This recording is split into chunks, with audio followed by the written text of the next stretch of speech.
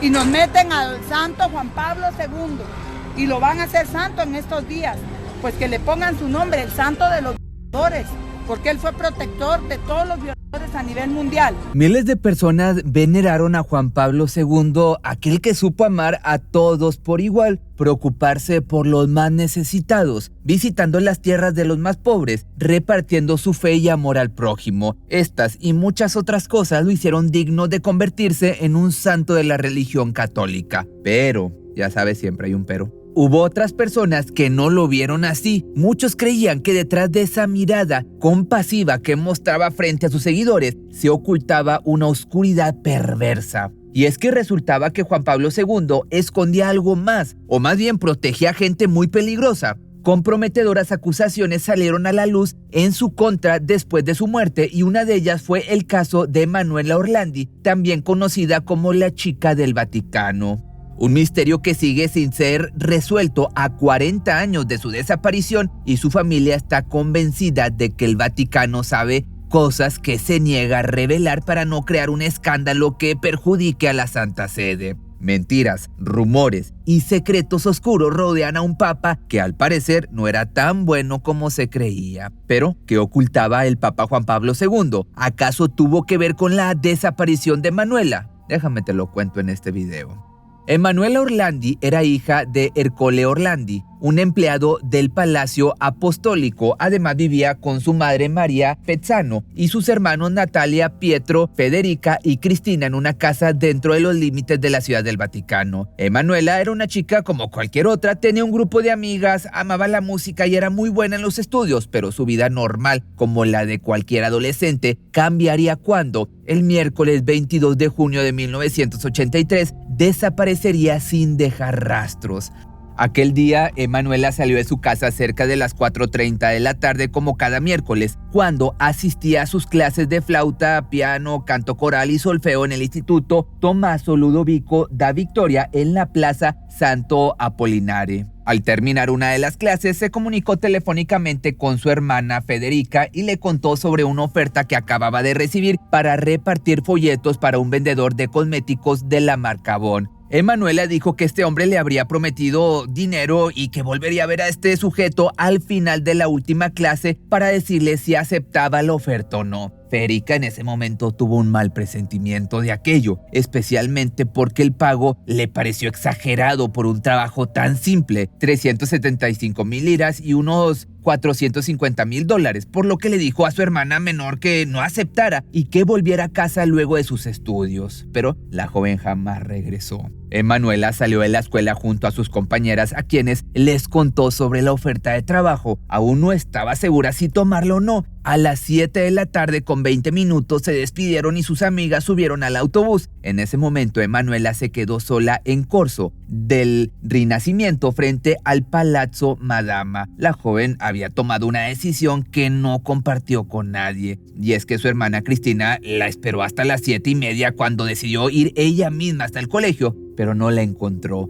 Regresó a su casa una hora después creyendo que se habían desencontrado en el camino y que su hermana ya habría llegado sana y salva a casa, pero para su desconcierto, Manuela tampoco estaba allí. Rápidamente avisó a sus padres, quienes, sin perder más tiempo, comenzaron su búsqueda por toda la ciudad. Sin embargo, no pudieron encontrarla. El padre se presentó en la comisaría para denunciar la desaparición de su hija, pero los oficiales no le dieron tanta importancia porque había pasado poco tiempo y además se trataba de una ciudad vaticana y no italiana. La familia entonces tuvo que esperar varias horas agónicas hasta que, a la mañana siguiente, finalmente pudieron hacer la denuncia por desaparición en la comisaría del Vaticano. Fue ahí que se toparon con la primera pista. Un guardia de tránsito y un agente de policía habían visto el día anterior a una muchachita con un hombre que llevaba una bolsa publicitaria de Avon y que estaban junto a un vehículo BMW verde antiguo. El sábado 25 de junio la familia entonces recibió la llamada telefónica de un chico chico que decía tener 16 años y llamarse Pierluigi, que dijo que él y su novia habían visto a una chica que se parecía a Emanuela en Campo de Fiori mientras vendía productos de Avon. Según él, esta niña decía llamarse Bárbara y tenía una flauta, pero no quería tocarla delante de todo ya que tendría que usar gafas para leer la partitura. Todo parecía ser que se trataba de Emanuela, salvo por el nombre de Bárbara, que podía haber sido falso. Parecía que iban por un buen camino, pero no iba a ser así de fácil las cosas.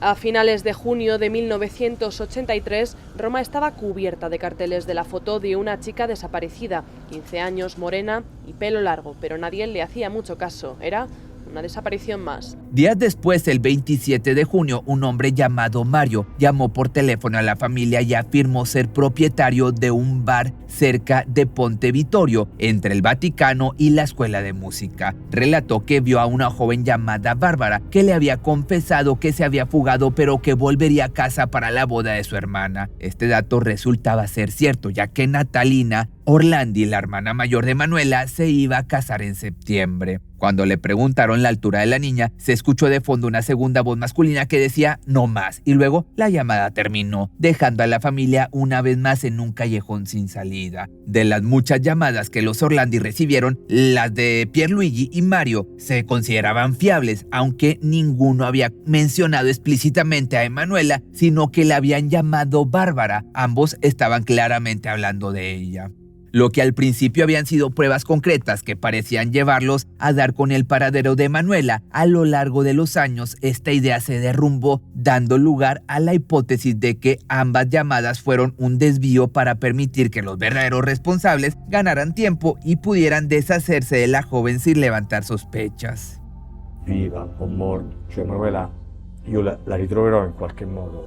Décadas pasaron sin saber nada más de Manuela. Las investigaciones llevaron a los detectives a dudar de las hipótesis de que haya sido un secuestro forzado debido a que la niña fue vista por última vez en Corso Rinascimento, una de las calles más concurridas de Roma, a plena luz del día, por lo cual no era realista que la hubieran llevado a la fuerza sin que nadie se diera cuenta. Esto llevó a que los investigadores concluyeran que quien se había llevado a la joven pudo haber sido alguien a quien conocía y en quien confiaba. Aunque miles de pistas y aristas atravesaron las investigaciones, como la posible culpabilidad de la mafia italiana o terroristas, que nunca pudieron aportar ninguna prueba real de su cautiverio, había una teoría que parecía posible y que comprometía a personas del Vaticano y a nadie más que al mismísimo Papa Juan Pablo II. Según un cardenal de la iglesia que se comunicó con el hermano de Manuela, en los días posteriores a su desaparición, escuchó una conversación entre dos gendarmes del Vaticano que dijeron que habían visto a la joven regresar al Vaticano la misma noche de su desaparición en un automóvil de lujo. Al parecer, Emanuela salió de las puertas del Vaticano 20 minutos más tarde, volvió a subir al coche y se fue. Los dos gendarmes no pudieron ver quién era el conductor del coche, pero tuvieron la impresión de que había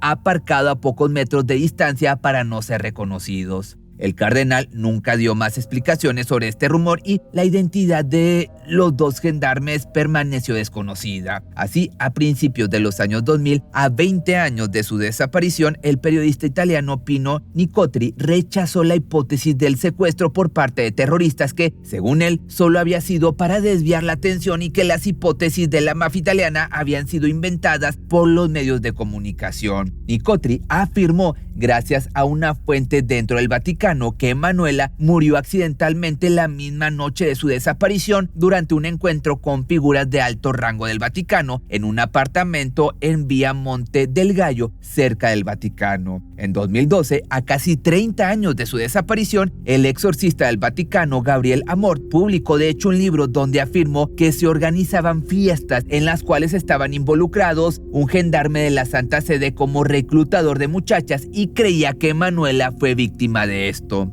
El exorcista estaba seguro de que el secuestro de Manuela se trató de un caso de explotación sexual que terminó en homicidio poco después de la desaparición y ocultamiento del cadáver por parte de personas religiosas. En 2016, una de las mejores amigas de Manuela, de hecho, reveló que pocos meses antes de la desaparición, la joven le confesó que fue fuertemente molestada por alguien cercano al Papa mientras estaba en los Jardines Vaticanos. Todos estos testimonios parecían entonces indicar que altos mandos de la religión católica estaban metidos en el caso de Manuela. Pero, ¿qué ocurría con el Papa Juan Pablo II? Al momento de su desaparición, él ya era sumo pontífice. Pues resultaba que el Papa había hablado públicamente del caso el 3 de julio, un mes después de la desaparición. Hizo la primera de muchas menciones públicas a la joven y surgió la posibilidad de una privación de la libertad. Luego se encontró 2 veces con la familia Orlandi, el 7 de julio y los visitó el 24 de diciembre, cuando le dijo a la familia que el caso de Manuela era un hecho de terrorismo internacional. Luego, con el tiempo, esta idea fue descartada y justo cuando el Vaticano, en un giro histórico, decidió en el año 2023 abrir una investigación para esclarecer de alguna forma qué pasó después de décadas de idas y venidas, falsas pistas además y muchas otras cosas raras. Pietro Orlandi, entonces el hermano de Manuela, que desde hace años reclamaba justicia, escandalizó a todos al crear sospechas de una presunta pista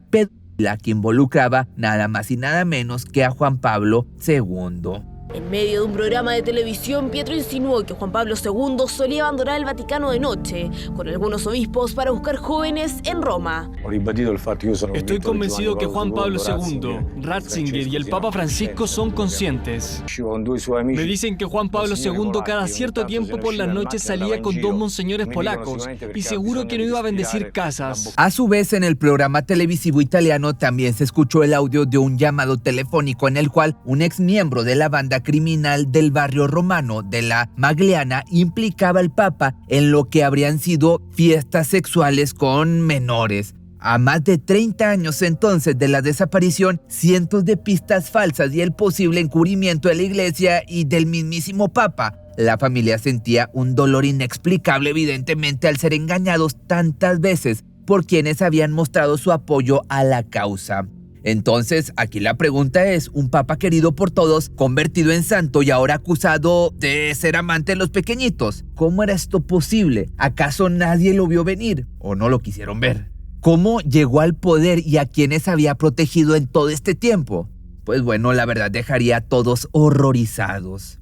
El 16 de octubre de 1978, todo el mundo siguió por televisión la sorpresiva muerte de Juan Pablo I tras 33 días de papado y la histórica chimenea con humo blanco que indicaba la elección de un nuevo papa para la Iglesia Católica. Así, Karol Józef Wojtyła se convertía en Juan Pablo II, el primer pontífice que no era de origen italiano.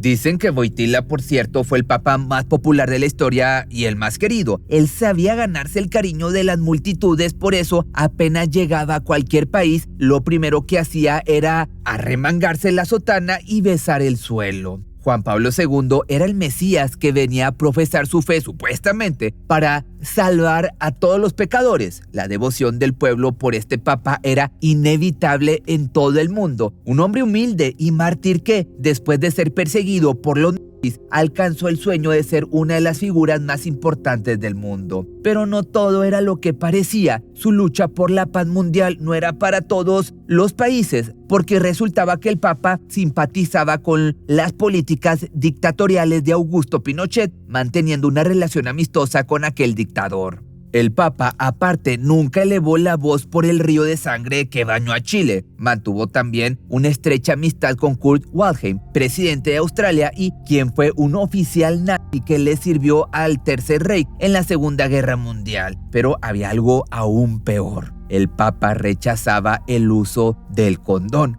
después de 3 años de subir al poder, cuando se detectaron los primeros casos de VIH, no cambió su opinión, ni siquiera al saber que cada día 12,000 africanos se contagiaron del virus en los años 80. Su rechazo a este anticonceptivo contribuyó a la propagación de dicha enfermedad. Además, no se calló a exclamar que la homosexualidad era un pecado y prohibido que las mujeres decidieran sobre su cuerpo, relaciones sexuales fuera del matrimonio, mujeres en cargos eclesiásticos importantes y la masturbación eran acciones repudiables por el sumo pontífice. Parecía ser que este hombre, o más bien el vocero de Dios en la tierra, estaba completamente negado a cualquier tipo de relación sexual fuera del matrimonio entre un hombre y una mujer, pero al parecer lo más vergonzoso es que esto solo era una hipócrita pantalla, porque el querido Papa parecía estar a favor de las relaciones que implicaban a niños inocentes en manos de sus colegas religiosos. Un documento de investigación elaborado por un canal de televisión polaco aportó documentos y testimonios que apuntaron a que Juan Pablo II conoció y ocultó casos de abusos íntimos a menores en el seno de la Iglesia Católica de su país. La tendencia de Juan Pablo no era corregir la situación, era mantener el secreto y la reserva hasta ya no poder controlarla. El caso de Boston, por ejemplo, del cardenal Bernard Law, el cardenal Bernard Law fue acusado de proteger 87 sacerdotes que abusaron de más de 500 niños. Él conocía perfectamente y lo hizo rector de la Basílica de Santa María la Mayor en Roma. En esta investigación se acusó a 3 sacerdotes a los que Karol, entonces arzobispo de Cracovia, trasladó y protegió en la década de 1970 al tener conocimiento de las acusaciones que pesaban contra ellos. Uno de ellos fue el padre Eugenius Surgent, quien fue culpable de agresiones íntimas a menores en al menos 5 parroquias diferentes y que fue denunciado directamente a Juan Pablo II por parte de varias personas. Otro de los acusados fue el padre Sadus, quien, tras trabajar como instructor de catequesis en contacto directo con niños, acumuló gran cantidad de quejas por agresiones sexuales a menores y finalmente fue enviado a un lucrativo trabajo, entre comillas, en la parroquia austriaca por intercesión directa de Juan Pablo II. Además, quien fue mentor de Juan Pablo II en sus primeros años, el cardenal Sapieha, obligaba a los seminaristas a llevar a cabo prácticas íntimas que incluían actos también violentos. Por otro lado, el arzobispo Rembert Wikland aseguró que Juan Pablo II le confesó que sabía del comportamiento de Sapieha y que confesó no saber qué hacer y, según Wikland, se derrumbó. Así, en el tiempo en que ejerció como cardenal Karol o Juan Pablo II, también tuvo conocimiento de acusaciones que pesaban contra otros sacerdotes bajo su autoridad y a veces recibía esa información directamente de las víctimas, que solicitaron su ayuda desde parroquias de toda la región con la esperanza de que él pudiera hacer algo al respecto. Pero para desconcierto de las víctimas, en todos estos casos Juan Pablo II insistía primero en confirmar la veracidad de los hechos y después prometía tomar medidas al respecto, pero ¿qué crees? Nunca llevó a cabo ninguna denuncia ni impuso castigo alguno contra los culpables. De hecho, una antigua alumna de Juan Pablo II declaró en un reportaje que quizás Karol se acostumbró a que tales cosas sucedían en la iglesia y por eso optó por ocultarlas. Pero hubo un caso que sobresalió de todos ellos y para muchos Juan Pablo II lo protegió pese a todas las pruebas en contra. Fue el caso, como te decía, del cura mexicano Marcial Maciel, acusado de múltiples abusos. Y es que todo comenzó el 3 de enero de 1941, cuando un seminarista mexicano de 21 años creó una organización religiosa que se convirtió, según palabras de Juan Pablo II, en una guía para la juventud. Sin embargo, detrás de esa fachada misionera funcionaba un infierno en el que el fundador y muchos de sus seguidores abusaron de cientos de menores. Maciel se había convertido en el mayor abusador íntimo de la historia moderna de la iglesia, un demonio, pero el criminal no se conformaba con sus propias prácticas que lo habían llevado a abusar íntimamente de más de 60 menores, sino que también les inculcaba sus enfermizas acciones a sus discípulos. Además de los abusos perpetrados por este tipejo entre 1941 y hasta 2008, cuando, por suerte, perdió la vida de manera natural también, hubo un total de 175 menores de edad de entre 11 y 16 años, víctimas de 33 sacerdotes de su congregación. Otros 90 alumnos de las escuelas y seminarios dependientes de la organización fueron abusados por 54 seminaristas. Estos números eran apenas la puntita del iceberg, una mínima parte de los delitos cometidos para esconder un escándalo de mayor magnitud y así salvar a la organización, que también era la tapadera de maniobras de lavado de dinero por casi 300 millones de dólares. La llegada del polaco Karol a la jefatura de la iglesia significó un nuevo empuje para Maciel y sus legionarios de Cristo. Juan Pablo II lo puso bajo su ala y se mostró junto a él en los viajes que realizó a México en el año del 79, 90 y 93. También le encomendó misiones en Europa y América Latina y lo nombró consultor permanente de la Congregación para el Clero en 1994. Y miembro de la Asamblea Especial para América del Sínodo de los Obispos en 1997. Después, cuando el 26 de noviembre del 94 Maciel cumplió 50 años como sacerdote, el Papa le envió una carta de felicitación por su labor pastoral. 3 años antes, al cumplir el medio siglo de existencia de los Legionarios de Cristo, el propio pontífice ordenó 60 nuevos sacerdotes de la congregación en la Basílica de San Pedro. Aún con centenares de denuncias de abuso íntimo contra Maciel y los legionarios, el Papa no vaciló en seguir manteniendo al abusador bajo su ala protectora. Para él, Maciel era un guía eficaz para la juventud, o yo diría, esto ya es mi opinión, una forma de recibir muchísimo dinero. La iglesia no podía alegar ignorancia a las acusaciones de abuso en contra de Maciel. El fundador de los Legionarios de Cristo había sido investigado entre octubre del 56 y febrero del 59, casi medio siglo después de aquella investigación, por la que Maciel estuvo suspendido unos meses, pero luego, repuesto en sus funciones, continuó impune. Lo hizo rector de la Basílica de Santa María la Mayor en Roma, ¿ves? Entonces eso quiere decir que para ellos no es relevante el daño a los niños cometido sexualmente por estas personas que tienen conductas depravadas, sino que no se sepa, que no afecte. Cada vez que las víctimas intentaban que sus agresores tuvieran algún tipo de castigo, la respuesta de la iglesia siempre era: no se procesa a un amigo del Papa. Finalmente fue necesario que llegara la muerte de Juan Pablo II para que cambiara el destino del fundador de los legionarios. Benedicto XVI le ordenó que se retirara del sacerdocio público para consagrarse a una vida de oración y penitencia, una manera de borrarlo del mapa para callar las críticas en vez de meterlo a la cárcel. La protección de 3 papas y sobre todo la de Juan Pablo II durante su extenso papado lo había mantenido a salvo, permitiéndole morir en paz sin tener que enfrentar la justicia por sus perversos actos. Pero si la justicia divina existe, espero que después de muertos se haga.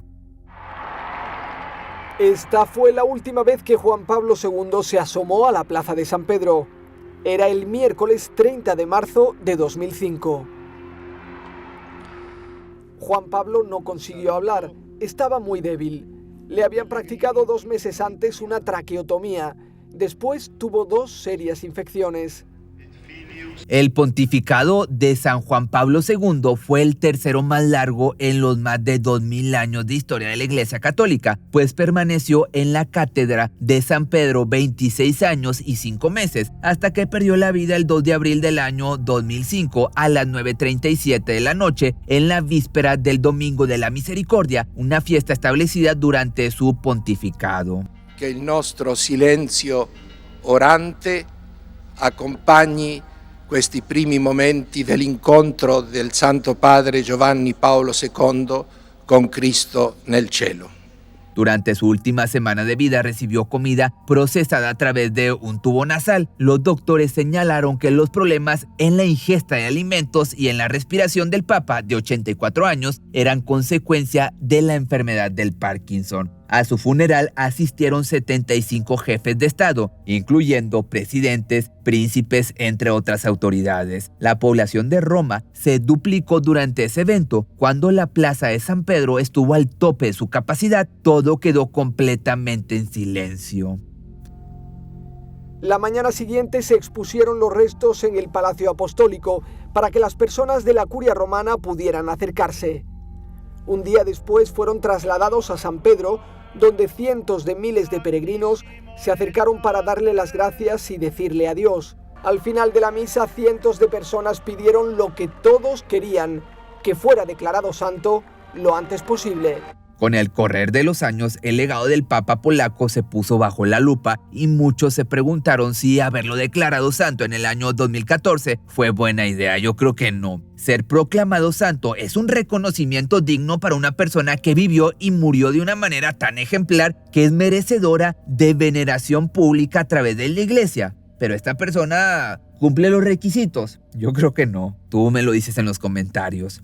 ¿Cómo es posible un hombre que se afirma santo al mismo tiempo haya sido un hombre que fue jefe de Estado y responsable de la Iglesia Católica, que mantuvo durante su pontificado esta política sistemática de encubrimiento pederastas y que dañó a miles de niñas y niños en el mundo?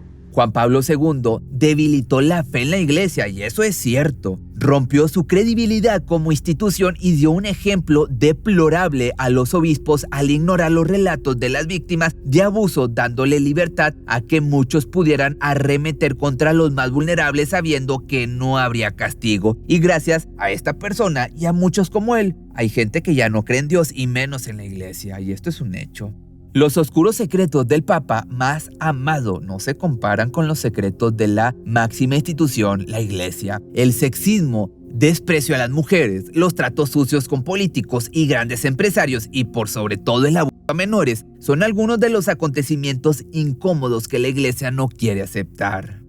La Iglesia ha pedido perdón a las víctimas de distintas maneras, pero la falta de una acción contundente por parte de Juan Pablo II desde que empezaron los escándalos en la década de los 90 han sido fuente de críticas. El apoyo de Juan Pablo II a Marcial Maciel, entre muchos otros religiosos, y el ocultamiento del paradero de Manuela Orlandi no lo hacen digno de ser un santo. Nunca se encontraron los restos de Manuela, ni se supo nada más de ella. Desde entonces es la única desaparecida de la historia del Vaticano, a la cual su familia la busca desde hace 41 años sin descanso. Aún tienen la esperanza de que la iglesia finalmente les revele lo que sucedió aquel fatídico día, pero yo no creo que esto suceda pronto. Así, luego de tantos años de silencio y ocultamiento, es hora de un ajuste de cuentas por parte del catolicismo que ha dejado tantos casos impunes en sus miles de años de historia. Si quieren hacer las cosas bien, es tiempo de que digan la verdad. Cioè, te immagini, siamo nell'83 gendarmi che vanno da quei 3-4 cardinali. Io sono convinto che se la verità su Emanuela dovesse uscire fuori, tutto il vostro mondo che va avanti da 2000 anni crollerebbe.